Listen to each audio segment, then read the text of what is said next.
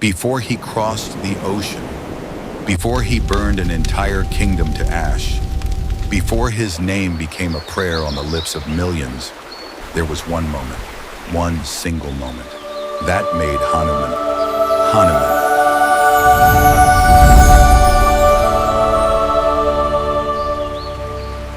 A prince, broken, searching for his wife, a warrior, powerful beyond measure, yet searching for something he couldn't name. Neither of them knew. That destiny had already written their names together. But here's what nobody talks about. Rama was God incarnate, so why didn't Hanuman recognize him the moment their eyes met? And why did Rama smile before Hanuman had said a single word?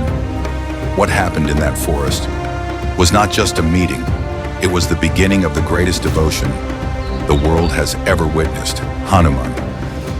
The first time he met Lord Rama. After Sita was taken, Rama did not weep in a palace. He walked through dense forests, through silence, through grief. Every path ended in nothing. Every prayer seemed to echo back unanswered. Far away, Hanuman on the hidden slopes of Mount Rishyamukha, a monkey king named Sugriva watched two figures approach. Two warriors, two bows. His body went cold. They've been sent by Vali. They've come to finish me. Sugriva had one option, one person he trusted above all others. Hanuman, go. Find out who they are. Hanuman did not arrive as a warrior. No mace, no roar, no display of power. He came as a humble ascetic, calm, quiet, unassuming. And then he spoke. Every word, precise. Every sentence, luminous. The kind of speech that only comes from a mind that has touched the divine. Who are you, noble ones, that walk these forests with the bearing of kings, yet carry the weight of ordinary men? Before Hanuman had even finished, Rama turned to Lakshmana and smiled. Not a polite smile, a smile of recognition. Lakshmana, only someone who has truly mastered the Vedas, it could speak with such grace. This is no ordinary being. In that moment, Hanuman had been seen, not his strength, not his form, his soul. For the first time in his life, someone understood who he truly was, without him having to prove it. And then it happened. Something inside Hanuman broke open. He looked at the prince before him, the compassion in those eyes.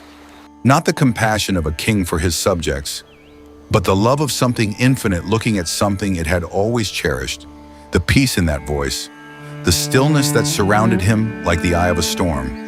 Hanuman had served kings. He had studied scriptures. He had mastered every art. But nothing had ever felt like this. It wasn't logic. It wasn't reason. It was recognition. Soul recognizing soul. Slowly, Hanuman's knees touched the earth, then his forehead. Not because anyone commanded him, not out of duty, not out of fear, but because his soul, after lifetimes of searching, had finally arrived home. From that day, Hanuman never asked Rama for wealth, never asked for a throne, never asked for power, never asked for glory. He asked for one thing only: let me serve you.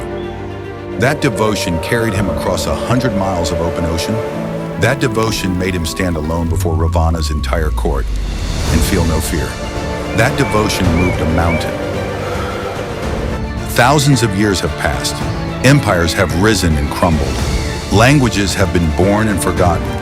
And yet, when courage fails, when the road goes dark, when the weight becomes unbearable, people still close their eyes and whisper one name: Hanuman. Not because he was the strongest being who ever lived, but because he took every ounce of that strength and placed it at the feet of something greater than himself.